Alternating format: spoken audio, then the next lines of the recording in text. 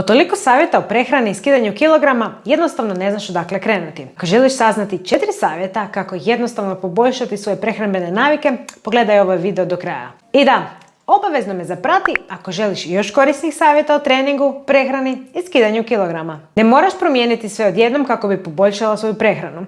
Sve što je potrebno je jedna po jedna mala promjena. Prvi savjet. Unaprijed planiraj svoje obroke kako bi uvijek znala što ćeš jesti. Jer kad si gladna i nespremna, obično pojedeš šta god ti dođe pod ruku. Drugi savjet. Jedi svaki dan u isto vrijeme, jer tako stvaraš rutinu. Treći savjet. Neka svaki obrok sadrži neki izvor proteina.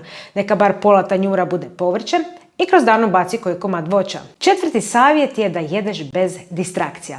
Nemoj jesti dok scrollaš po mobitelu, gledaš televiziju ili se baviš nečim drugim. Usmjeri pažnju na hranu kako bi uživala u tom obroku i kako bi osvijestila koliko ti je stvarno dosta. I zapamti, malim koracima do velikih promjena.